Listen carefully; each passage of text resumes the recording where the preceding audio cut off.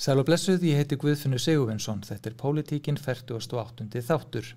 Að þessu sinni ætlum við að huga aðeins að fjármálum fólks. Af hverju eru sumir blankir á meðan aðrir sigla lignan sjó? Snýst það eingöngu kaup og kjör eða kemur meira til?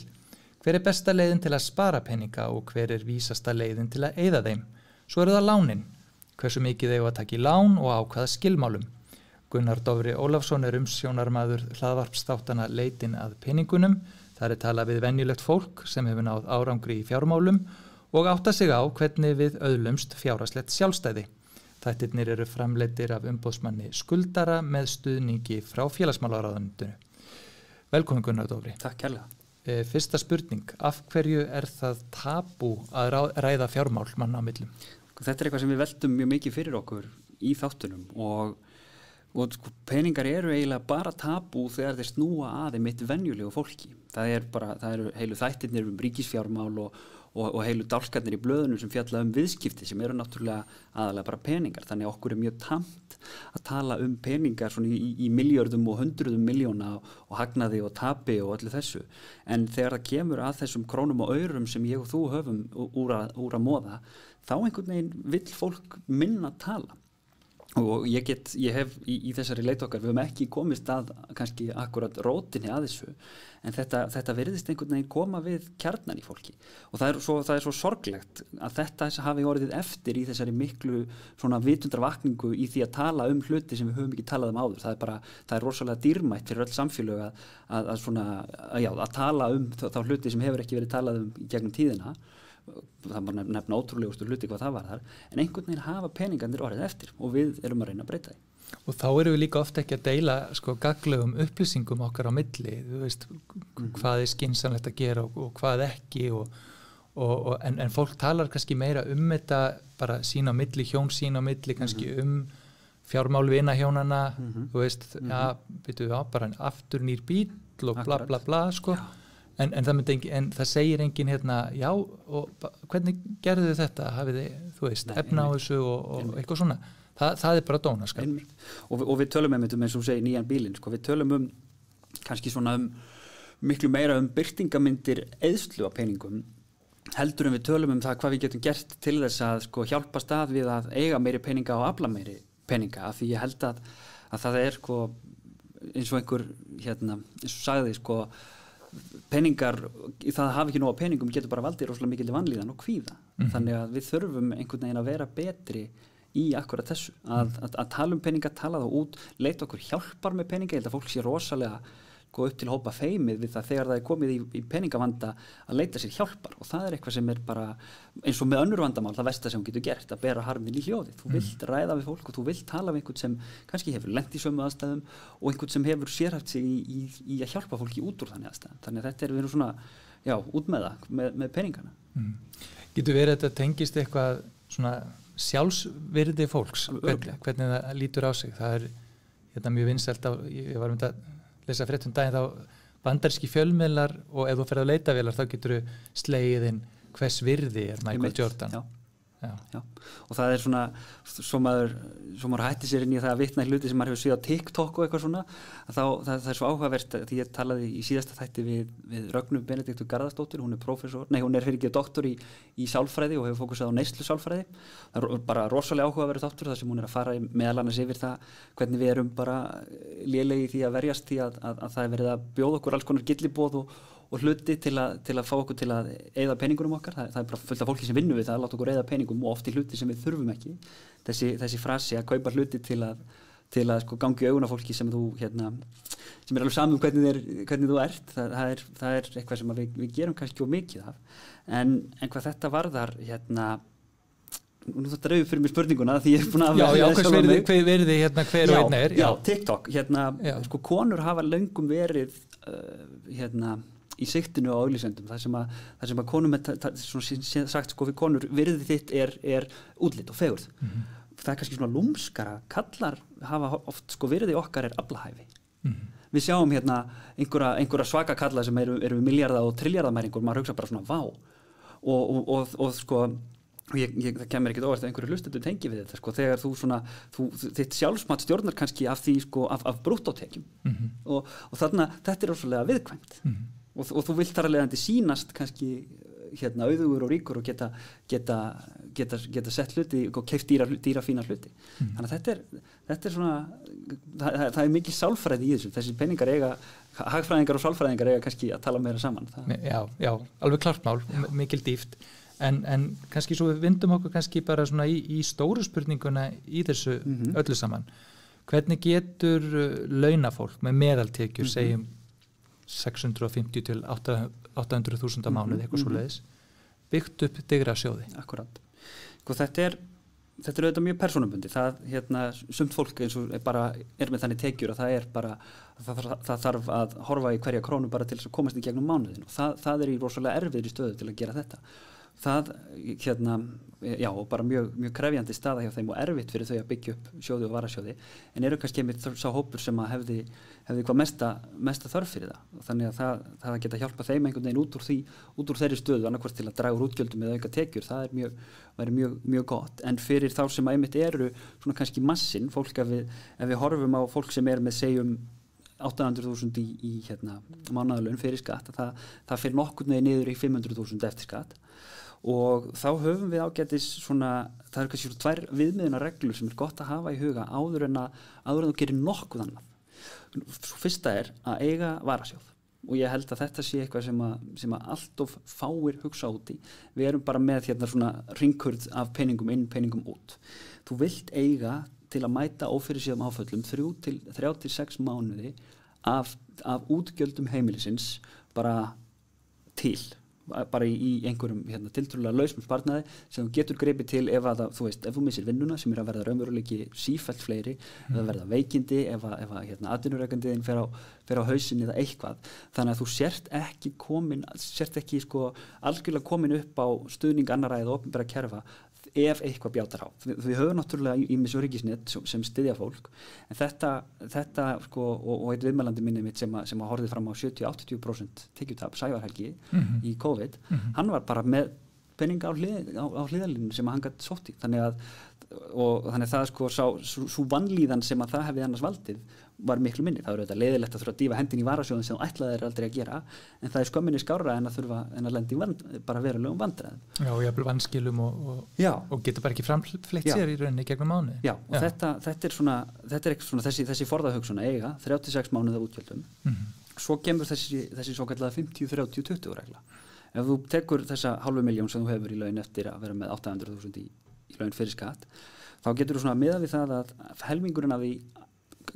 gefum okkur fari í nauðþurftir. Það er að segja bara húsnæði og mat og það sem er algjörlega ómissandi, þess að þú getur ekki lífað án. 30% getur þú svo hugsað að fara í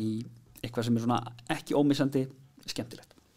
Ferðalög og þú veist, út að borða og eitthvað svona skemmtilega. 20% sem eru þá 100.000 á mánuði hjá þeim sem er með 500.000 í útborgarlaun ættu samkvæmt þessu að fara í sparnað. Og þá ef þú ert með þetta tvennt á hreinu og ef þú lifir eftir þessu, þá er það ágætis byrjun. Þá ertu komin vel á veg með það að gera þetta rétt.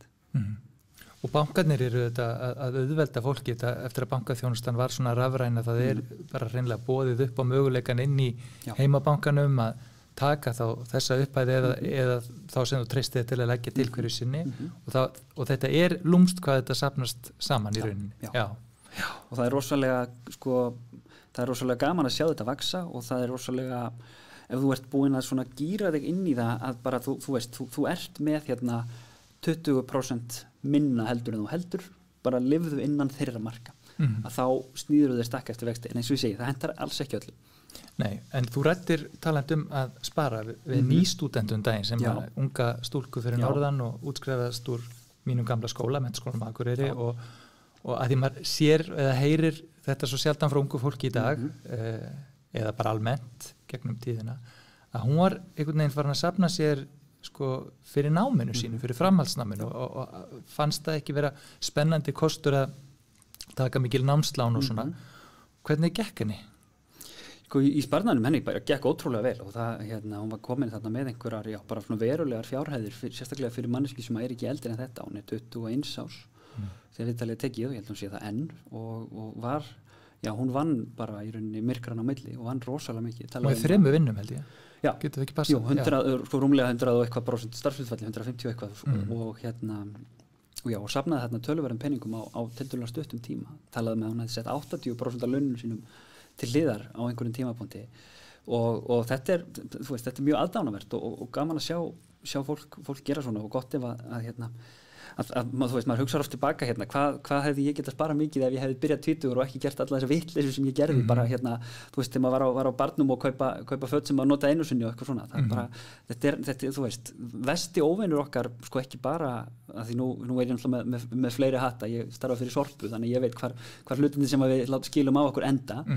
við þurfum ekki svona mikið af hlutum, við erum að kaupa oft bara algjöran óþarfa og það er oft eins og það hefur verið sagt með jólin, þú ert að gefa fólki hluti sem að veit ekki hvað fólk sem á allt, það er svona, ok, þá bara semjum það að ég gefi þér sanna gjöf eða eitthvað svoleiðis, þannig að það að spara er gott ekki bara fyrir okkur fjárhagslega og persónulega, heldur líka í stórumyndinni og í umhverfinu en svo við víkjum okkur aftur að Akureyringnum, það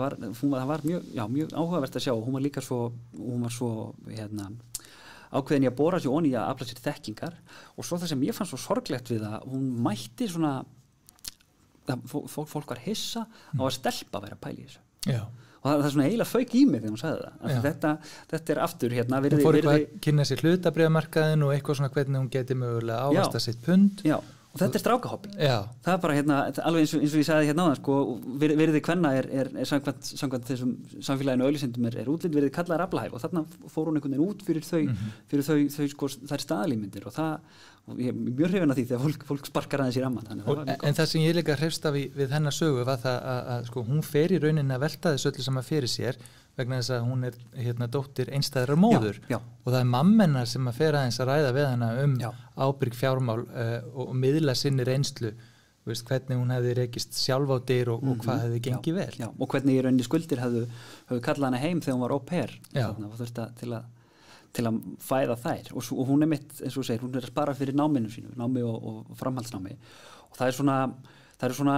ef maður horfir að það er kannski 2 lán sem þú átt ekki, sem þér á ekki að líða, sko, sem þú ættir ekki virkilega efast að taka, það er lán fyrir húsnæðinu þínu, það er erfitt að láta út 30-35 milljónir fyrir fyrstu íbúð bara í staðgreitt, þannig að það er svona eitt lán. Önnur lán eru námslán, það er húsnæði og menntun sem er svona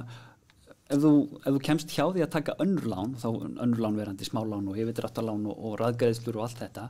þá ertu á nokkuð góðum stað. Þannig að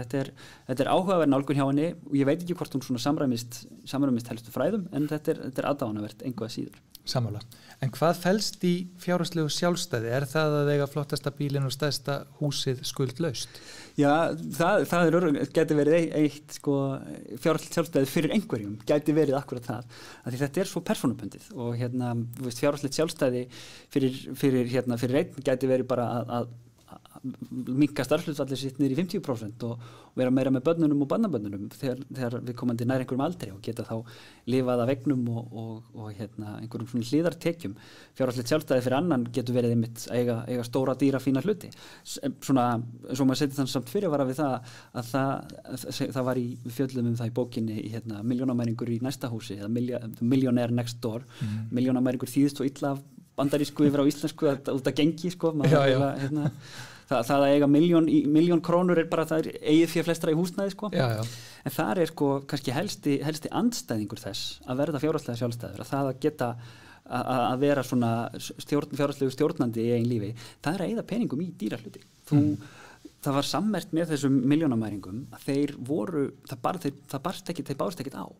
Þeir áttu gamla bíla, þeir bjuggu í sko örugum en ódýrum hverfum.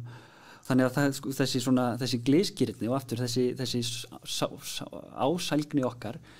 í nýja dýra fína hluti til að sýna öðrum hvað við erum flott, það vinnur gegn okkur. Þetta eru sko, eins og ég hef einhvern tíma sagt, sko, þetta eru mjög svona kapitalíska leiðir að hippa markmiðum. Þú ert að safna þér peningum til þess að geta hætt að vinna, til þess að geta unnið við eitthvað annað, til þess að geta bara verið þinn eigin herra og þurfi ekki að svona geta stíð af hamstrahjólinu. Mér finnst þetta mjög góða punktur því mér finnst þetta oft mjög gaman að koma inn á heimili sem að mér finnst vera svona hvað maður segja, eins og bara samlíkingu við náttúruna, svona gróin þar sem að maður sér að hlutir eru konni til ára sinna en eru vandaðir og voru keyptir þá kannski dýrir í upphafi en eru svo bara notaðir frekar en að vera inn og út af því að það ekki alltaf kannski best að kaupa ódýrst upp og þetta gerir þetta snýst endingu. Akkurat, og þarna mitt aftur skarast þetta fjárhagslegt sjálfstæði og virðing fyrir bara umhverfinu og loftslæginu og náttúruauðlindum. Það að kaupa hluti sem virkilega endast, það er mjög gott og þá getur oft jafnvel þegar þú vilt ekki eiga þá lengur, þá getur annarkvort bara komið þeim í hendur einhver annara og gefið á eða selt á, af því þetta eru hlutir sem oft falla ekki í verði. Ég myndi kannski seint kalla hönnunarvöru beint fjárfestingu, þú veist með fyrirvara, ég veit ekki nákvæmlega hvernig eftirmarkaður fyrir hönnunarvöru en þetta ekki eins og svona einnota húsgögn sem að þú veist bara, heyrðu, ef ég seti þetta með mér inn í gám og flytta á milli hverfa, þá júðast þetta í sundur. Þetta er ónýtt. Akkurat. Og þá erum við komin kannski aðeins að þessu stærsta verkefni sem að við tökumst öll á hendur að það að koma þakki yfir höfuðið og það er mikið rætt ungt fólk núna hvað það sé erfitt að koma eignast þar að segja fyrstu eign og hvaða ráð áttu þar og bara almennt, ekki bara fyrir þann hóp hvers konar til dæmis lán eigum við að taka hvar og á hvaða kjörum? Þetta maður svona að því eftir það hvernig við fórum eftir hruni þá held ég gæti farið í fangelsi fyrir að svara þessari spurningu allavega með beinum hætti, þannig ég þarf að fara í kringu þetta eins og köttur að þetta snýst allt að snýða sér stakk eftir vexti. Það náttúrulega lán eru eins mismunandi, þau eru mörg og henda fólki mismunandi bara eftir þörfum. Verðtryggð lán til dæmis þú borgar minna af þeim framan af þeim, þá ertu að taka á því verðtryggingar áhættu. Lán með föstum óverðtryggðum vöxtum þá borgar fyrir ákveðna í rauninni, þá borgaru premíu eða svona álagsgjald fyrir það að vera með ákveðna vissu. En þetta allt eitthvað sem fólk þarf bara og þarna það erfitt að bora sig ofan í svolítið sjálft og kynna sér og taka upplýsta ákvörðun út frá því hvað það getur og hvað það treystir sig til að gera. En hvernig þú kemur undir því húsnæði, það er erfitt og því held að það hafi alltaf verið erfitt. Það er ekkit launungamál, sérstaklega í fyrsta skipti. En þar koma inn hlutir eins og séreignarsparnaður. Það er eitthvað sem til dæmis Már Wolfgang Mixa kom inn á að væri rosalega dýrmætt fyrir fólk að byrja að vinna í honum eins fljótt og það getur að þú mátt þarna leggja til 4% af launuðinum og 2% af mótframlagi vinnuveitenda upp að 500.000 á ári pontið þetta hjá ykkur, þetta er heilmiklar upplýsingar í einu og á einhverjum tíma þá eru þetta peningar sem geta bara sem skipta máli, þú veist 500.000 á einu ári eða 50 skall á mánuði skiptir ekki máli en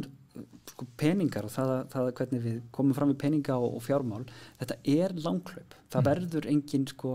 það eru stjarnfræðilega litla líkur á því að þú verðir ríkur á eftir. Þú veist, ef þú tekur þátt í einhverjum geturunum eða leikjum með eitthvað svona og bara vinnir tugi eða 100 milljóna, líkurnar eru bara ekki með þess. Við þurfum að plana þetta til langstíma og þetta er svo ósanngjarnt að því við erum í mörg hundruð, allavega 20.000 ára, mörg 100.000 ára og jafnvel lengur erum við hönnuð til að passa upp á það að við verðum ekki svöng á morgun. Við bara mannskepnan er víruð í það að hugsa ekkit rosalega langt fram í tíman. Og þetta gerir það verkum að við sjáum ekki þau langtíma góðu trend sem hafa orðið í mannkynssögunni og áttum okkur ekki á mikilvægi, þú veist, vextir og vaxtavextir, hvernig hlutir vaksa með tímanum. Þannig að það að temja sér að horfa ekki á tærnar á sér, heldur á sjóndeildarhringinn, hvert maður er að fara og hvernig leiðin þangað og setja sér markmið með það. Það er svona kannski, það er mjög mikilvægt að gera það. En manni finnst svona stundum og ég meina, ég hef alveg verið þar líka að við erum auðvitað erum við Íslendingar þannig að hér er náttúrulega vetur stóran hluta ásins og það skiptur og haustrestina. Já, og haustrestina, eiginlega ekkert sumar og ekki neitt. Að við erum með þetta þú veist, það skiptur okkur máli að heimili sé gott, það sé vel búið og allt þetta. En við erum líka búin að vera svolítið mikið í efnishyggjunni og kapphlaupinu og allt það að ég held að mér finnst það svona þegar maður kannar þetta betur, þú veist að við séum að taka bara allt of há lán oft á tíðum líka, við séum að kaupa í rauninni eignir sem ættu að vera úr okkar verðflokki og það er auðveldara hér en við annars staðar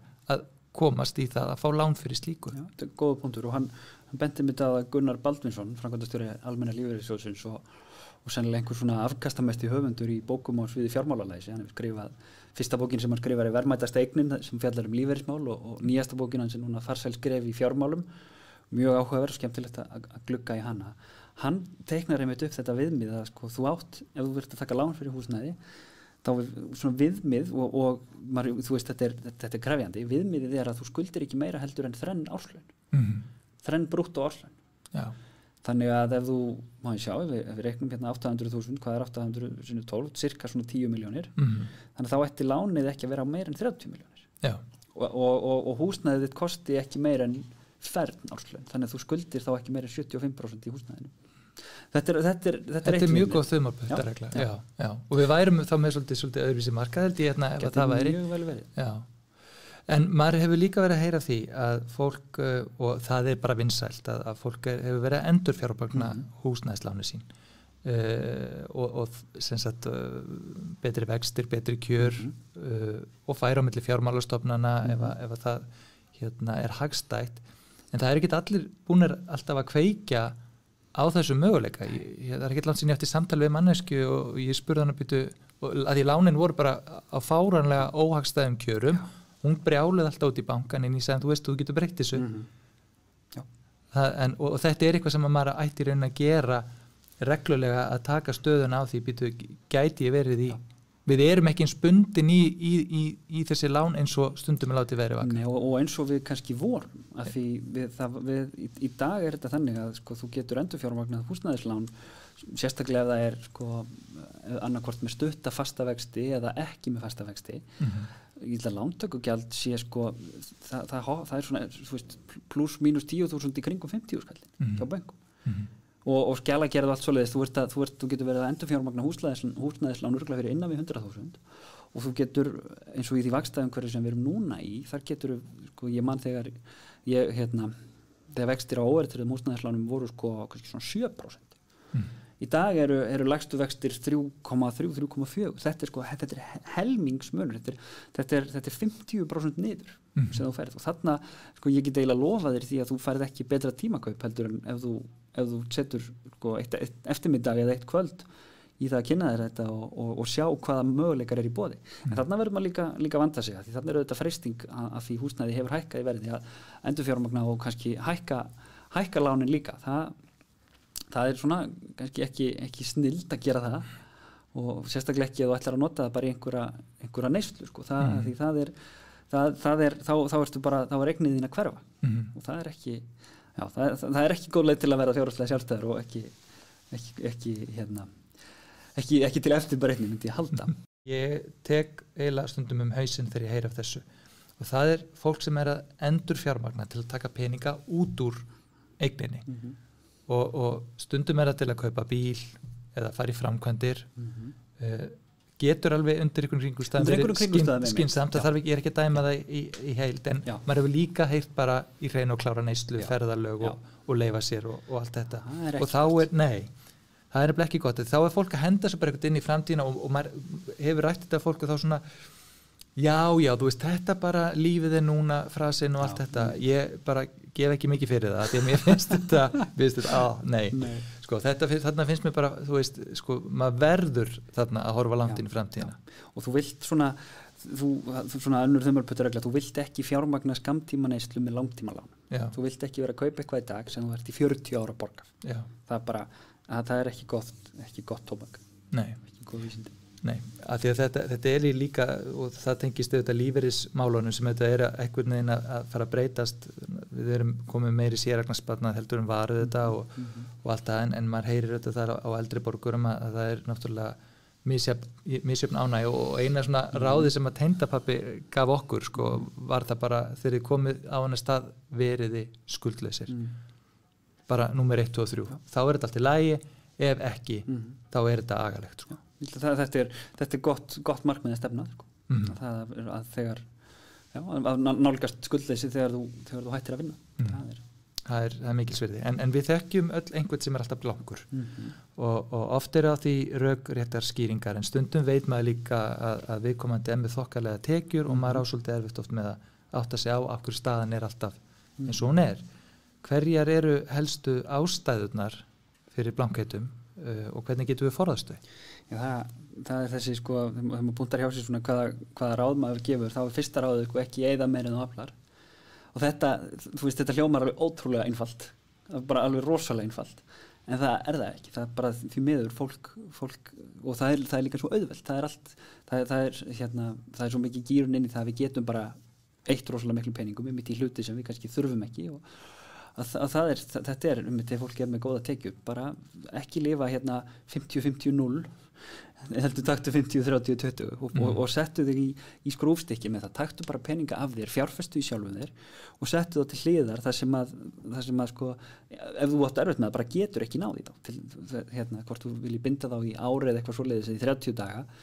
og þannig getur svona reynt að brjóta þennan vítarhring þess að vera alltaf einmitt með góða tekjur en skilja ekkert eftir og ekkert verður eftir. Svo þetta, maður þekkir þessa vísabolta sem fólk rúlar á milli mánaða, það eru þessi öll sem að maður taka áskriftað, ég var að segja fyrir viðtalið að ég síðasta voru þá ætlaði að vera rosa mikið í hugleiðslunni, tók áskjald $117 á einhverju appi og sem betur fer þá fatta ég það núna áður en það endurnýjaðist sko að því að ég hef ekki verið í neinni hugleiðslu, hef engan tíma í það og þetta svona engin tíma fyrir núvitinn, maður bara okkur fundum og vesenni með freka mikið roki í hausnum, þannig að þú veist þetta svona, þú veist við þekkjum öll þessa pitti sko og það líka, ég man nú eftir Lóa Pind tók nú frægt viðtal við konu sem að kvartaði mjög undan sinni stöðu, þetta var svona eftirhrunsáranum og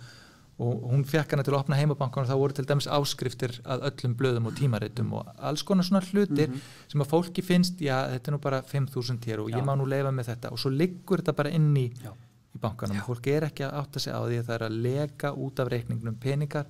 þú veist í rauninni ekki af því og þarna kemur þetta sko, við horfum alltaf á tætnar á okkur en við horfum ekki á sjóndeildarhring, við sjáum ekki stórmyndina, við erum þú veist, 1000 kall í dag og 2000 kall á morgun, veist, þetta er ekki stóri peningar en leið og þetta orðið að vana af því það að vera góður í peningum veist, þetta ekki þekking, þetta er vani, þetta er hæfni, þetta er hegðun þú vilt í rauninni setja þér svona þær skorður og þarna aftur bara debatum það hvort að þessi skorður alltaf að koma frá okkur sjálfum eða hvort að þurfi að horfa meir í það hvernig samfélagið byggt upp til að hjálpa okkur að vera ekki að eða svona miklu peningum, bara debat sem við þurfum að taka en að venja sig ekki á einmitt að eyða peningum í sko eitthvað sem þú hefur ekki raunverulega ánægju af því þetta ég reiknaði það bara á leiðinni hingað sko, ef ég borða skyndibita í hádeginu alla dagvíkunar, segjum mánudag til föstudag, það mikið að gera í þetta fer 1800 kall á dag, það sem ekkert svívirðilega hátt fyrir einhvern hádegismat, þá ég búin að borga fyrir bara góða máltíð með sko, virkilega góðum aðalrétt og rauðvíni á fínum veitingastað þannig að þá ég í rauninni að ég að velja það miklu frekar, þannig að maður þarf að passa að koma sér ekki upp í einhvern svona vana, kaupa áskriftir, kaupa alltaf mat í hádeginu, fara alltaf þannig séð auðvelduleiðina þessu, að því þá ertu að fórna öllu hinn og þetta líka sko, einhverju marki þetta kannski það sem ég vil kalla heimabankakvíði það mjög algengt og ég hef sagt þetta áður, mér finnst svo ósanngjarnt hvernig við erum send út í lífið bara blönk og vittlaus og erum það svona kannski mislengi alla tíð ef maður blankur og það mjög, mjög sorglegt en þegar við komum út úr námi þegar við komum námsmenn 22, 23, 24, 5 ára þá hafa námsmenn sko eiginlega aldrei haft neinar verulega tekjur og ekki haft úr miklu að ráða til þess að spara og til þess að setja sig inn í svona til þess að móta sér þessar reglur þannig að hausinn okkar allur gíraður inn í það að peninga bara hverfa og svo þegar við klárum nám og komum inn á vinnumarkað og förum að afla tekna þá hausinn okkar ennþá í námi, hann ennþá fátækur námsmaður. Akkurat. Þannig að peningarnir bara halda áfram að puðrast út. Og þetta, ég held að þetta og einmitt námsmenn þeir segist ekki að opna heimabankann sinni í margar vikur eða margar mánuði. Ég hugsa bara það eru valla liðinir klukkutímar síðan ég opnaði minn af því ég vil vita. Og þá sé ég til dæmis, ég lenti því þegar ég var í frí á Ítalíu, ég fer alveg frí til Ítalíu og eyði peningunum mínum þannig. Já, það bara eins og maður gerir, það þarf að vera með. Og þetta ekki það að vera fjárhagslega sjálfstæður og fjármálalæs, þetta ekki, þú vilt ekki vera Jóakim Aðalandi eða Nirvill, þú vilt ekki vera nískur, það ekki það sem við viljum. Meira kannski að taka ábyrgð bara á sínu vali og velta því fyrir sér í hvað peningarnir fara í hver sinn og hverð þú ert og fyrir hvað þú vilt standa og mér finnst þetta, ég hef alveg hugsað um þetta síðust árum að mér finnst svona, ég man eftir svona hugsunahætti eins og þetta lýsa þegar maður var yngri en svo þetta nú þannig eins og Íslandi það eiginlega allir þeirri stöð að geta búa sér til fallegt heimili eða vera velklæddir allir sem eru vinnandi og það sem boltinn rúlar og maður sér að það alveg almennt að fólk ferðist önnur lönd. Þetta kannski spurningum maður fer samt kannski ekki alveg 7 ferðir á ári eða, og mann finnst líka eins og með þessi blankheit oft og svona, þá þetta oft líka það sem fólk á að geta verið í miklu betri stöð, þá þetta eitthvað svona viðhorf það sem fólk búið að búa til einhverja sjálfsmynd það sem bara tekjurnar fylgja ekki með, það bara verið að fara út að borða og gera og græja endalaust og svo verður bara fólk eins og þú varst að lýsa bara hissa, heimabankin eru rauður hérna með rauða tölur. Eða bara það, regla númer 1, ekki eða meira en þú haflar, það bara þú getur einhvern veginn sett þig inn í það. En þá erum við komin að svona spurningunni sem lokar aðeins þessum skuldakafla og það þegar fólk statt í skuldasúpu bara sér ekki fram úr hlutunum og hægt að opna gluggapóstinn eða fara í heimabankan þannig að það veit bara þar vondar fréttir að finna. Hvað ráðlegast að gera og hvað á maður alls ekki að gera? Versta sem þú getur gert í rauninni, það afneitunin. Það að loka bara vandan og vona hann hætti að vera til. Það er mjög ólíklegt að gera það. Skuldunauðar lánadrottnar þínir segja, þeir gleyma þér ekkert, þeir vita alveg að þér hvort sem þú opnar póstinn eða ekki, þannig að það fyrsta sem er kannski bara eins og ég kom inn á í upphafi að leita sér hjálpar, það að fá að tala við einhvern sem að getur hjálpa mann að komast út úr þessu, af því ég get ekki fullyrta en ég held að fæstir sem að hafa lánað þér peninga vilji gera þig gjaldþrota, fólk vill ekki keyra þig í þrot, fólk vill miklu frekar semja við þig, þannig að þú getur unnið þig út úr þessum vanda og þar einmitt framleiðandi þáttarna sem umboðsmaður skuldara, þau bjóða einmitt upp á akkurat þetta og þar getur þú fengið bara viðrað þinn óhreina þvott og fengið hjálp við að leysa úr þínum vanda. Bankarnir eru líka að bæta í með þetta, þannig að bjargirnar eru til staðar en það bara þetta þessi tilfinning, við viljum ekki við skömmumst okkar fyrir þetta. Ná samningum, byrja þá væntanlega á léttustu lánunum til dæmis, greiða þau. Þú talar einmitt við mann og okkar aldrei sem einmitt bara stend á skuldleysi fyrir 50, það var bara komin í óefni og ábyrgðir búin að falla á hann og eitt og annað að gerast út af rekstri og ég einmitt fylgdist með viðtalinu og hafði mjög gaman að því að heyra bara hvernig hann setti þetta bara niður eins og plan og þetta gekk. Og hann var svona kannski einu skrefi frá því að vera komin á þann stað sem ég og þú verum að lýsa hérna. Það stemdi í mjög mikið óefni og það þurfti bara að taka þar til drastískra aðgerða til að snúa stöðinu við og það mitt kemur með þessar 2 aðferðir sem ég held að okkur takist alltaf báðum að muni ekki hvað heita. Það annars vegar ef ég man rétt snjóbolta aðferðin í að greiða niður skuldir og hins vegar snjóflóðs aðferðin. Snjóbolta aðferðin að þú tekur lægsta láni sem þú ert með og vinnur það niður en heldur áfram að borga jafn mikið inn á öll lániðinu og gerðir meðan þú varst með það lán. Þannig að það sem þú sparar af því það fyrir inn á næsta lán og boltinn þannig rullar og verður alltaf stærri og stærri og stærri þannig til þú vil koma með einhver svona skulda niðurgreið til vél sem bara gengur. Það bara góð aðferð. Hinn þetta svokallaða snjóflóð með fyrirvarum það að ég man ekki hvað og þetta getur verið algjört rugl hjá mér. Þá tekur lánið sem með hæstu afborganirnar og hæstu þyngstu vextina og tekur það og byrjar þar og heldur þannig áfram. Þá ef þú reiknar þig niður á punkt og prika þá svo aðferð örugglega betri fjárhagslega. Og líka þá hefur við kannski meira þreki að fara í gegnum brimskablin og svo byrjar þetta léttast. Frekar heldur að fara létt og upp. Það getur líka verið. En það svo bara við erum við viljum fá verðlaun og í hausin okkar og það að sjá sko að þú sést búin að borga eitthvað upp bara þú veist lánin sem voru 7 eru núna bara 6 það er ósvöldlega gott tilfinning þannig að það er þetta er eins og eins og Honey Not Serious það er bara venjulegt seriós, það er bæði betra svo að því bara það að þú farir og veltir þessum hlutum fyrir þér þá ertu strax komin á rosalega góðan stað eða á miklu betri stað heldur en áður bara það að setja hausinn inn í þessi mál skiptir svo miklu máli Ég var eins og að velta fyrir mér svona þessari Instagram menningu og maður sér þar bæði náttúrulega maður fylgir einhverjum fatamerkjum sem maður kann að meta og svo er maður einhvern veginn að glapa á eitthvað fólk út allan heim sem að lítur mjög vel út og allt þetta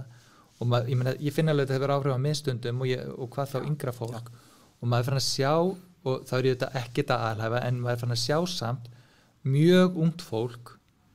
klæða sig í rándýran merkjafatnað vera með þess slags töskur og hvað eina og þau eru farin að svona gefa sér tíma eftir stúdentin til þess að ferðast mikið sko, ekki bara einhver spánaferð heldur bara reisa jafnvel og maður svona já allt í lagi þú veist, kannski alveg óþarfi að taka alla ábyrgð lífsins strax en svona, þetta er samt einhver þróun sem að maður er svolítið hugsi yfir og þú lýstir þessu mjög vel aðan maður fer einhvern veginn bara blautur á bakvið út í lífið og þetta er, maður kann ekkert í þessu og ég hef verið að velta fyrir mér eins og í sambandi við þetta því svo kemur allt inn að því þú þarft að fara að fjármagna einhverja íbúð og þú skilur ekki því þátt engan pening en svo er þetta kannski með einhvern fatna sem er kannski fara að hlaupa á einhverja miljóna virði sko með eins og fjármála læsi að ég veit ekki, mér stundur skólakerfið orðið bara gamaldags, svona grunnskólakerfið að það er óbúslega lítið talað um námskrána, er þetta eitthvað sem að við þurfum að fara að huga að kenna búa fólk undir lífið með fjármálalæsi, hvernig á að fara með peninga og sömuleiðis að foreldra sem eru nú kannski ágættir í svo hafa frá ýmsu að segja, ræði þetta við börnin sín. 100%. Ég held að þetta sé, sko þetta er, ég þekki ekki nógu vel hvernig skólakerfi lítur út akkurat í dag, þetta er aldrei síðan ég var í grunn- og framhaldsskóla, en ég held að þetta sé eitthvað sem megi alltaf efla og þurfi alltaf að vera í sífelldri endurskoðun og sífellt að bæta þessi fjármálalæsi og bæði inn í skólakerfinu og líka bara hjálpa foreldrum að nálgast hvernig það tala við börnin sín og ég held að kannski margir foreldrar bara tali ekki peninga við börnin sín, talar mjög, eins og ég segi, mjög margt annað kynlíf og þunglindi og bara allan pakkan en peningar verða einhvern veginn út undan og þannig að já, fjármálalæsi og bara skilja það hvernig pening, þú nota bara peningan einu sinni ef þú kaupir iPhone fyrir 100.000 kall í dag eða dýran síma eða einhverja merkjavöru þá mun sá 100.000 kall ekki bera hvaða vexti sem það eru sem þú geti fengið fyrir það þannig að hvað kostar í rauninni það sem þú ert að kaupa þér til langstíma ef þú horfir að það þannig en svo þurfum við líka og þetta er eitthvað sem þetta er blaðsíða sem ég fæ lánaða úr bókinni hjá Rögnu Benedikt sem ég talaði við daginn við þurfum líka að gera fólk sko markaðs- og auglýsingalæst og hún segir einmitt sko auglýsingar sem þeim er beint að okkar sko veikustu punktum það er verið að þegar þú targetar ákveðna hópa þá lætur sko vöru afla fólki vinsælda og það er bara, já, ok, þannig færðu það til að kaupa það hefðu það keypt annars, þarf það hennar hlutur raunverulega verður það raunverulega vinsælt við það við tökum það svo algjörlega út fyrir svega að svona sjá að þú veist, að það er verið að selja okkur einhvern svona gerfiheim og uppfylla gerfi þarfir og skilja og geta séð á bakvið það og þetta er ekki bara mikilvægt fyrir einstaklinga bara fyrir okkur í okkur daglega lífi til að vera betri með peninga að því hvort sem okkur líka það betur eða við verðum bara þú kemst ekki gegnum lífið án þess að nota peninga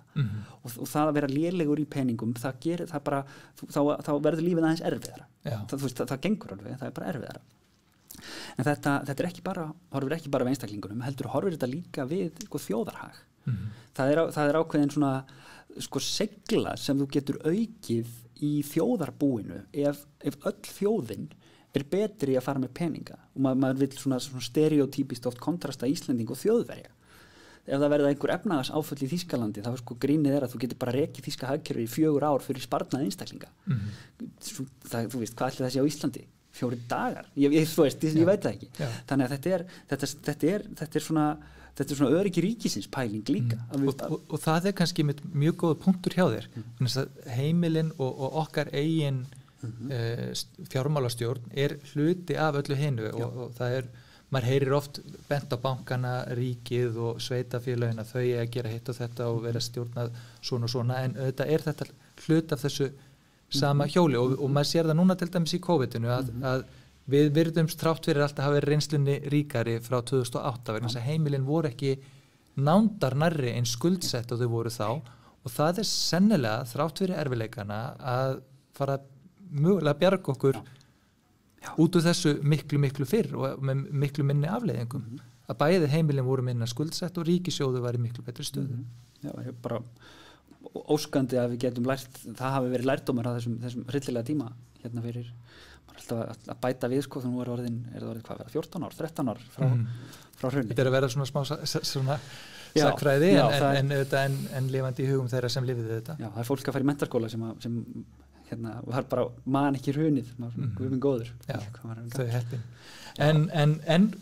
og samt ekki, við náttúrulega fengum mikla reynslu út úr þessu og það var reglulega gaman að fara yfir þetta með þér, Gunnar Dofri. Ég held að svona niðurstaðan sé svolítið svo að efla það að hver tæki ábyrgð á sjálfum sér í þessu og þetta getur nefnilega verið reglulega gaman að velta fyrir sér eigin fjármálum ef maður gefur síða. Og þú ert með hlaðvarpið Leitin að peningunum og ef þið hefði meiri áhuga á þessum málefni þá allir að kíkja þangað. Takk fyrir.